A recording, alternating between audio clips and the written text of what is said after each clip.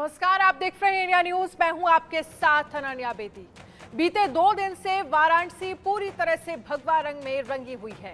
PM Modi 2 दिन तक वाराणसी में रहे, काशी की जनता का अभिवादन किया और आज वाराणसी से पीएम मोदी ने नामांकन भी दाखिल कर दिया है। प्रधानमंत्री मोदी ने पहले गंगा स्नान किया, फिर विधि विधान से गंगा का पूजन किया। इसके बाद पीएम ने गंगा आरती की और फिर क्रूज के जरिए गंगा की लहरों से काशी का भ्रमण किया। काल भैरव मंदिर में पीएम मोदी ने पूजा अर्चना कर विजय का आशीर्वाद लिया और फिर पीएम मोदी ने नामांकन पत्र दाखिल किया। नामांकन के लिए पीएम मोदी ने खास प्रस्तावकों को चुना। इन प्रस्तावकों में पंडित गणेश्वर शास्त्री सबसे अहम रहे, जिन्होंने राम मंदिर में रामलला की प्राण प्रतिष्ठा का मुहूर्त भी निकाला था। तो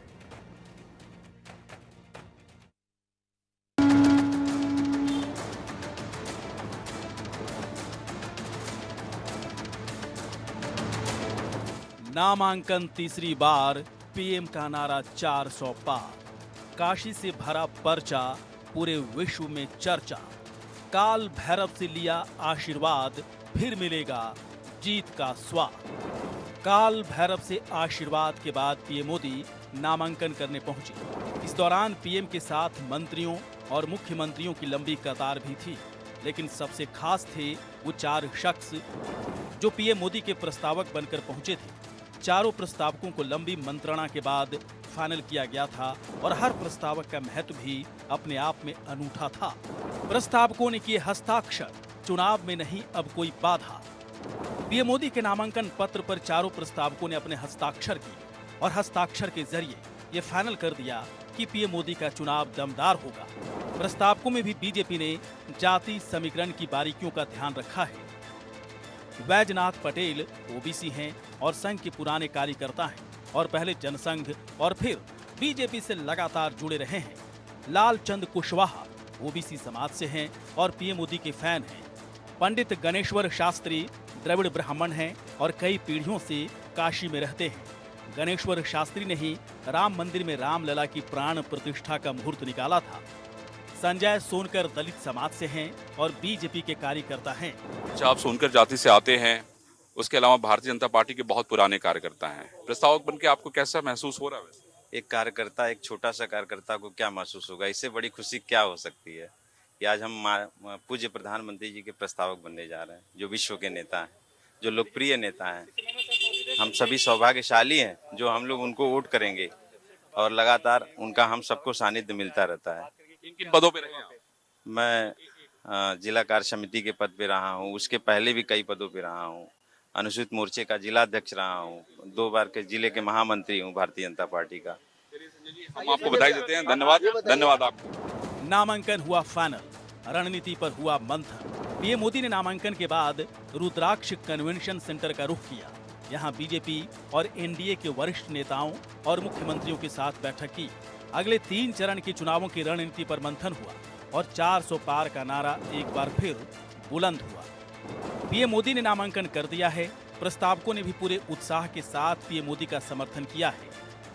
किसी नेता को चुनाव में नामांकन करने के लिए 10 प्रस्तावकों की जरूरत होती है, जबकि वीआईपी उम्मीदवारों को 5 प्रस्तावकों की जरूरत होती है। पीएम पद के उम्मीदवार को 4 प्रस्तावकों की कम से कम जरूरत होती है। नामांकन में प्रस्तावक बेहद अहम होते हैं। यदि प्रस्तावकों के साइन गड़बड़ हों तो पर्चा रद्द भी हो जाता है, जैसा इस बार सूरत लोकसभा सीट पर कांग्रेस उम्मीदवार के साथ हुआ। हालांकि पीएम मोदी का पर्चा रद्द होने की कोई संभावना नहीं है। पीएम मोदी के चारों प्रस्तावक खास हैं। गणेश्वर शास्त्री तो राम मंदिर में प्राण प्रतिष्ठा का चंद सेकेंड का मुहूर्त निकालकर पहले ही भारतवासियों के दिल में समाये हुए हैं।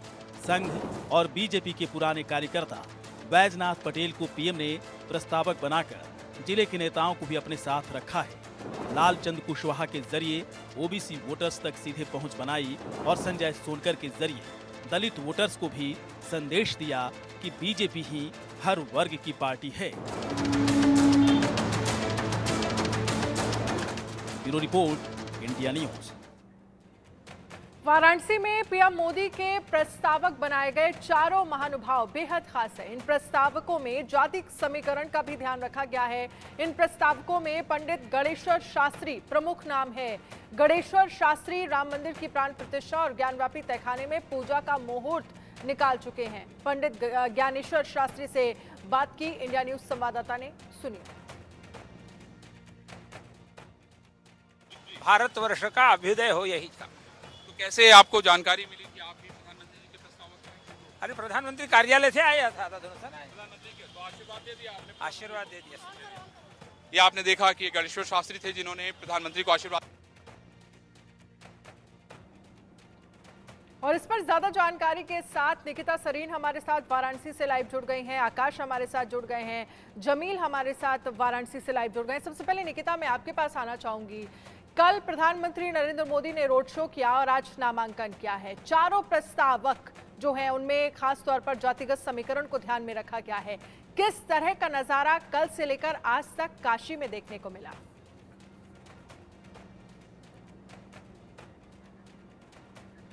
निकिता, आपको आवाज आ रही है? मेरा सवाल आपसे।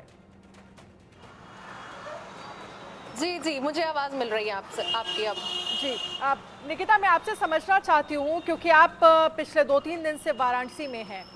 कल प्रधानमंत्री नरेंद्र मोदी का रोड शो था, आज उन्होंने नामांकन किया। चारों प्रस्तावकों की अगर हम बात करें तो इन चारों प्रस्तावकों में एक जातिगत समीकरण को भी ध्यान में रखा गया है। कल से लेकर आज तक काशी में कैसा माहौल रहा और काशी की जनता के बीच किस तरह का फीडबैक आपको नजर आया जब उन्होंने देखा कि यहां से सांसद प्रधानमंत्री नरेंद्र मोदी खुद एक दिन पूरा ये कह सकते हैं कि क्योंकि कल वो यहां पर पहुंचे थे, रात में उन्होंने विश्राम किया और फिर आज नामांकन किया, किस तरह का अनुभव था? जी बिल्कुल, आपको बताना चाहूंगी वंदना, क्योंकि हम लोग 4 से 5 दिन तक में बनारस में मौजूद हैं और ऐसे में जिस तरीके से कल प्रधानमंत्री का मेगा शो हुआ और यहाँ कह सकते हैं कि जो महामना से महादेव तक का ये रोड शो था, इसने दर्शा दिया कि जो विजय रथ है ये बहुत कुछ कह गया। क्योंकि बनारस ही नहीं, आसपास की जितनी बेल्ट थी वहाँ के सब लोगों की मौजूदगी थी और इंतजार उनको था सिर्फ और सिर्फ प्रधानमंत्री के दीदार का। आलम ये था के साथ सीएम योगी भी मौजूद थे। वाराणसी की सड़कों पर हर हर मोदी, घर घर मोदी के नारे गूंजते रहे। इसी बीच पीएम मोदी सुबह 9:30 बजे नामांकन से पहले दशाश्वमेध घाट पर पहुंचे और पूरे विधि विधान से गंगा पूजन किया।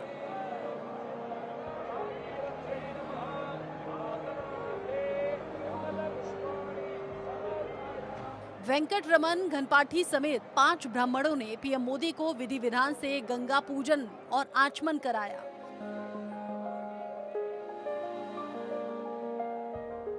पीएम मोदी ने दशाश्वमेध घाट पर मंत्रोच्चार के साथ गंगा आरती भी की।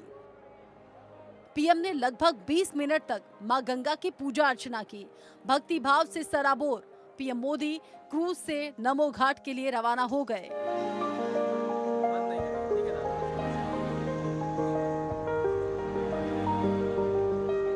गंगा पूजा के बाद पीएम मोदी ने काल भैरव मंदिर पहुंचकर काशी के कोतवाल के दर्शन किए। नामांकन से पहले पीएम मोदी ने काल भैरव का आशीर्वाद लिया।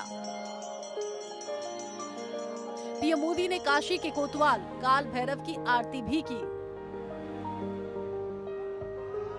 हिंदू मान्यताओं के मुताबिक काल भैरव रुद्र यानी कि शंकर जी के ही अंश या फिर रूप माने जाते हैं।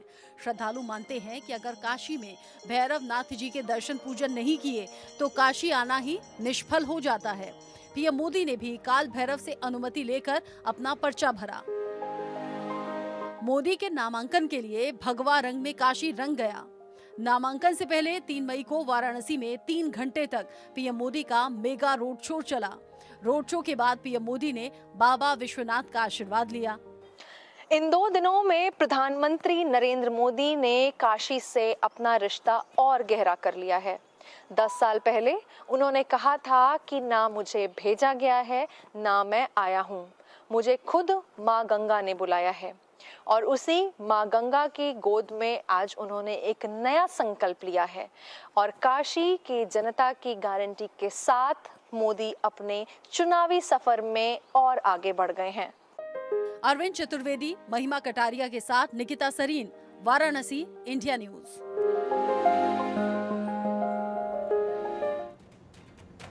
और आकाश हमारे साथ बने हुए हैं वाराणसी से, साथ ही जमील भी हमारे साथ हैं। आकाश, सबसे पहले आपके पास आना चाहेंगे क्योंकि निकिता ने हमें बताया कि कल से लेकर आज तक काशी किस तरह से सजी धजी रही, किस तरह से भगवा रंग में रंगी हुई नजर आई, लेकिन 4 प्रस्तावकों के बारे में आपसे समझना चाहेंगे, जिसमें गणेश्वर शास्त्री सबसे ज्यादा अहम एक तरह से कह सकते हैं, क्योंकि उन्होंने ही रामलला के पूजन को लेकर मुहूर्त निकाला था और साथ ही ज्ञानवापी में तहखाने में अगर हम पूजा को लेकर बात करें, उसको लेकर भी उनकी तरफ से मुहूर्त निकाला गया था।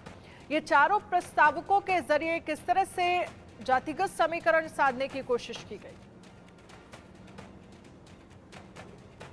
देखिए अन्या, साफ साफ यही है कि भारतीय जनता पार्टी जब भी कोई कार्य करती है तो वो दूर तक सोच कर ही करती है। शायद इसीलिए इस बार जो 4 प्रस्तावक चुने गए उसमें ब्राह्मण, दलित, उसके साथ ही ओबीसी वर्ग के लोगों को चुना गया, तो इसमें जातिगत समीकरण भी साधा गया। उसके साथ ही पंडित धीरे जो आज द्रविड़ शास्त्री है, उनकी बात करें तो वो अयोध्या में राम मंदिर को लेकर एक मुहूर्त निकाले थे और काशी के जानने वाले में से एक है, ये ज्योतिषाचार्य है और उनकी ज्योतिष को लोग मानते भी है। शायद इसीलिए उनके घर पे उनके पास मिलने वाले की कतार पहले से ही लगी रहती है। तो पीएम ने भी इस बार नामांकन में उनका नाम सामने रखा। उसके साथ ही एक भारतीय जनता पार्टी की जो दलित वर्ग के नेता आते हैं, संजय सोनकर, उनको भी रखा।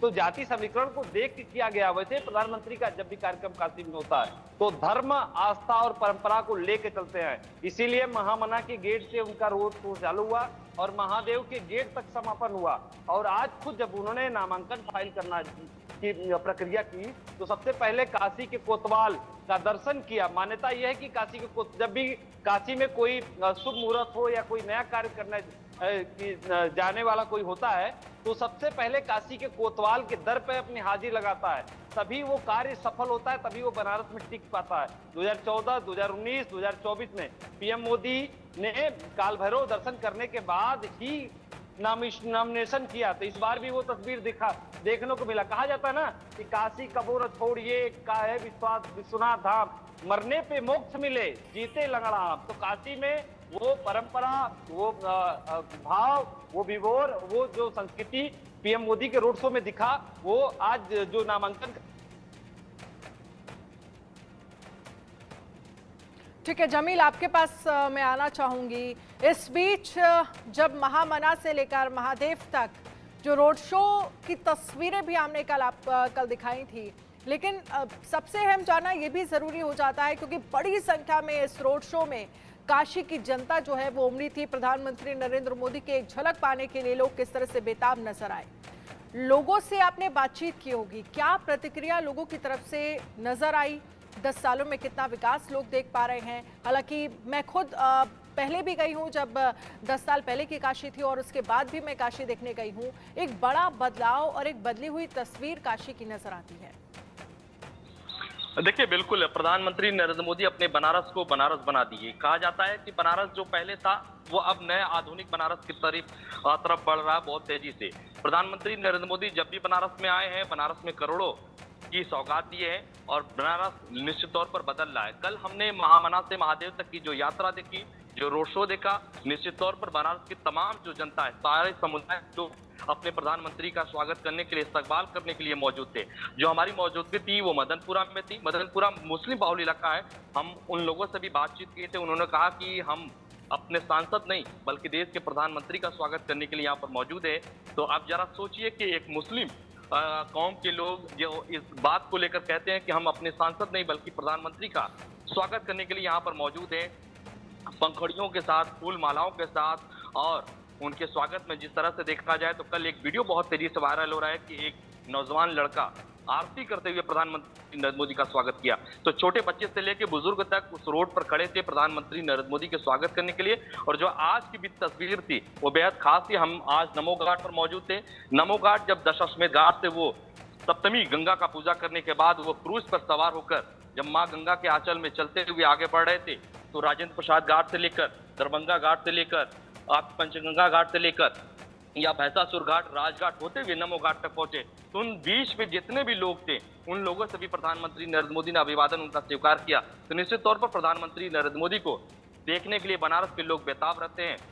और शायद यही वजह है कि 2014, 2019 और 2024 में फिर से एक बार भारतीय जनता पार्टी की जो उम्मीदवार है नरेंद्र मोदी बनारस से, वो चुनाव जीतने जा रहे हैं। और जब काल भैरव का उन्होंने दर्शन किया और दर्शन करने के बाद उनसे इजाजत लेने के बाद उन्होंने अपना नॉमिनेशन फाइल किया है, तो निश्चित तौर पर तमाम लोग उनके स्वागत करने के लिए वहां मौजूद थे।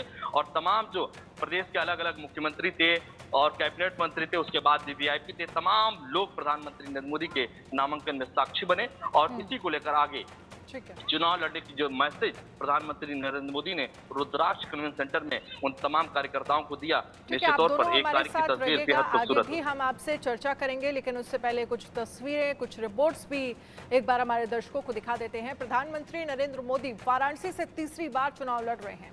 आज नामांकन के आखिरी दिन पीएम ने अपना नामांकन दाखिल किया। पिछले 2 चुनावों में पीएम मोदी को वाराणसी से बड़ी जीत मिली है और अब तीसरी बार पहले से भी बड़ी जीत मिलने की संभावना नामांकन के साथ ही मजबूत हो गई है।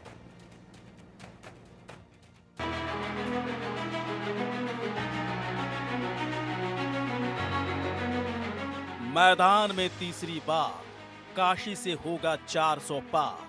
पीएम मोदी उम्मीदवार, बीजेपी का प्रचार धुआंधार। मोदी को जीत मिलेगी, काशी मोदी मोदी बोल रहे। इन तस्वीरों को देखिए, कुर्सी पर वाराणसी के डीएम बैठे हैं और पीएम मोदी सामने खड़े होकर नामांकन पत्र की प्रस्तावना पढ़ रहे हैं। पीएम नरेंद्र मोदी ने 10 साल में तीसरी बार काशी से नामांकन किया है। वाराणसी से फिर पर्चा भरा है। तीसरी बार पहले से भी ज्यादा बड़ी जीत की उम्मीद है और पीएम मोदी कह रहे हैं कि पूरा वाराणसी सीधे उनसे जुड़ा हुआ है।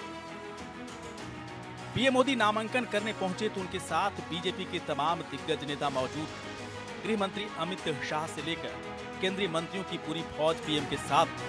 सीएम योगी आदित्यनाथ से लेकर बीजेपी और एनडीए के तमाम मुख्यमंत्री वाराणसी में मौजूद थे।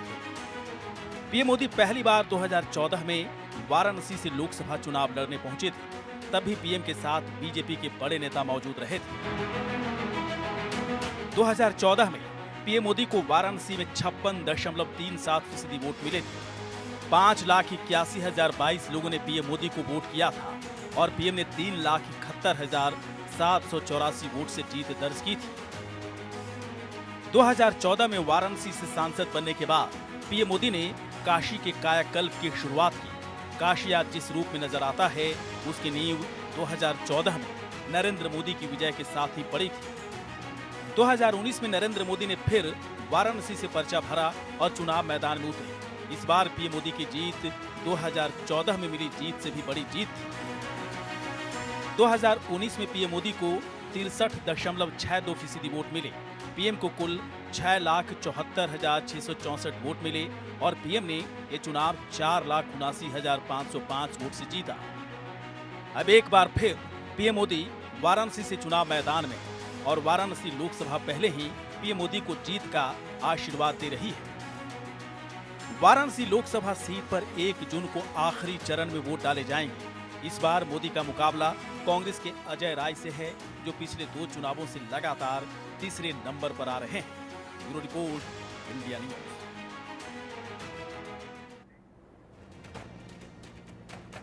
पीएम मोदी ने नामांकन दाखिल कर दिया है और बीजेपी 400 सीट जीतने के लिए पूरी तरह से आश्वस्त दिख रही है। इंडिया न्यूज संवाददाता निकिता सरीन ने बात की उत्तर प्रदेश के पर्यटन मंत्री जयवीर सिंह से, जिन्होंने एनडीए के 400 सीट जीतने की बात को पूरे भरोसे के साथ दोहराया। काशी में आज औपचारिक तौर पर प्रधानमंत्री नरेंद्र मोदी ने अपना नामांकन कर लिया है। कल उनका ऐतिहासिक रोड शो था, जिसमें काफिला बहुत बड़ा था और ये ऐतिहासिक रोड शो सभी को याद रहने वाला है। और आज जिस तरीके से प्रधानमंत्री ने नामांकन कर लिया है, उस पर बातचीत करने के लिए हमारे साथ उत्तर प्रदेश में पर्यटन मंत्री जयवीर सिंह हमारे साथ हैं। सर, इस बार चुनौती बड़ी है। लास्ट टाइम 4 लाख प्लस था, इस बार क्या लग रहा है? क्योंकि कल जिस तरीके से उन्होंने रोड शो किया, फिर आज नामांकन, सैलाब बहुत था, लोग वाकई उनको पसंद कर रहे हैं। देखिए, जैसा कि 2014 में आदरणीय मोदी जी पहली बार बनारस में काशी की धरती पर चुनाव लड़ने के लिए आए थे, उस समय भी उन्होंने कहा था मैं स्वयं नहीं आया हूँ, गंगा मैया ने मुझे बुलाया है। और उसके बाद 19 का चुनाव रहा हो या विगत जो 10 साल हुए हैं, इसमें जिस तरीके से अपने को आमेलन उन्होंने काशी के साथ कर लिया है, भावनात्मक रूप से रिश्ता बना लिया है और काशी को विकास की पराकाष्ठा तक पहुंचाने का काम किया है, उसी का परिणाम है। चाहे काशी का मंदिर हो भोले बाबा का, या काशी का अद्भुत विकास हो, या काशी की जनता के बीच में उनका एक आत्मीय भाव हो, उसका परिणाम है। काशी का जंजीर अपना बेटे के रूप में मोदी को मान रहा है और उसको लगता है कि हमारा काशी का बेटा देश का प्रधानमंत्री है, गौरव की बात है। उसी का परिणाम है कि आज जन जन का श्रद्धा भाव से आशीर्वाद आदरणीय मोदी जी को मिल रहा है और निश्चित रूप से उसका परिणाम होगा कि एक पक्षीय चुनाव होगा और मुझे लगता है कि रिकॉर्ड वोटों से जीतने का काम आदरणीय मोदी जी के पक्ष में जाएगा। 14 में जीते थे, उससे काफ़ी ज़्यादा वोटों से 19 में जीते थे, उससे बहुत बड़े व्यापक और बढ़ोतरी के साथ तीसरी बार काशी की धरती से मोदी जी विजयश्री हासिल करके देश के पीएम बनने में अपना सपना पूरा करेंगे और देश का नेतृत्व करने का काम करेंगे। तो फिलहाल जिस तरीके से जयवीर जी का भी ये साफ तौर पर कहना है कि पूरी तरीके से काशी और काशीवासी तैयार हैं और लगातार जब प्रधानमंत्री नरेंद्र मोदी काशी में आते हैं तो उनका जो बयान यही होता है कि मैं खुद नहीं आया हूं, यहाँ मुझे काशीवासियों ने और गंगा मैया ने बुलाया है। तो इसी के साथ आज औपचारिक तौर पर नामांकन भी कर लिया है 20 मई को, क्योंकि 1 जून को सर काशी में वोटिंग, तो 1 जून को काशी में वोटिंग भी है, जिसके लिए पूरी तरीके से जो पूरा रण मैदान है वो भारतीय जनता पार्टी ने तैयार कर लिया है। बनारस से वीडियो जर्नलिस्ट राजेंद्र के साथ मैं निकिता सरीन, इंडिया न्यूज के लिए। पीएम मोदी के नामांकन के दौरान एनडीए के बड़े नेता भी मौजूद रहे। लोक जनशक्ति पार्टी रामविलास के अध्यक्ष चिराग पासवान ने एनडीए की बड़ी जीत की बात कही, तो वहीं राष्ट्रीय लोकदल के अध्यक्ष जयंत चौधरी ने एनडीए के 400 पार जाने की बात को दोहराया। देखिए, हम लोग की ताकत ही हम लोग की एकजुटता है और आज प्रधानमंत्री जी के समर्थन में पूरा एनडीए एक साथ उनके नामांकन में शरीक हुआ है और यही एकजुटता ही हम लोगों के लक्ष्य तक हम लोग को लेकर जाएगी। और उम्मीद ही नहीं, पूरा विश्वास है कि जो 400 पार का प्रधानमंत्री जी के द्वारा दिया गया हम लोग का लक्ष्य सरलता से पार करेंगे। हर राज्य में जिस तरीके से एनडीए गठबंधन एक साथ हम लोग प्रचार कर रहे हैं, वहीं दूसरी तरफ विपक्ष है जो बटा हुआ दिखाई दे रहा है। वायनाड में आप देख लीजिए जिस तरीके से राहुल जी के खिलाफ ही उनके घटक दल के नेता उतरे हुए हैं। आम आदमी पार्टी दिल्ली में साथ दे रही है, पंजाब में विपक्ष में है, तो ये बटा हुआ विपक्ष वहीं एनडीए की एकता। ये सर क्या एनडीए का शक्ति प्रदर्शन था? ये शक्ति प्रदर्शन नहीं, यह बनारस के लोगों का आशीर्वाद लेने यहाँ प्रधानमंत्री जी आए, यहाँ के जनप्रतिनिधि हैं और हमारे लिए सौभाग्य है कि देश के अलग अलग कोनों से, राज्यों से सब नेता यहाँ मौजूद हैं। पूरा एनडीए एक मत है और हम सब लोग अपनी ताकत लगा रहे हैं कि देश को हम कैसे आगे बढ़ाएं। क्या कैसे एहसास हो रहा है कि 400 से ज्यादा नंबर? देखिए, बड़ा मैंडेट मिलेगा, तीसरी बार सरकार बन रही है, इसमें कोई शक नहीं है और बनारस की जनता पूरी तरह से प्रधानमंत्री जी के साथ, और बनारस का आशीर्वाद, गंगा मैया का आशीर्वाद बहुत ताकतवर होता है। मुझे लगता है ये बात जयंत चौधरी समझ चुके हैं। देखिए, ये थे जयंत चौधरी, इन्होंने कहा है कि बहुत जो बड़ा है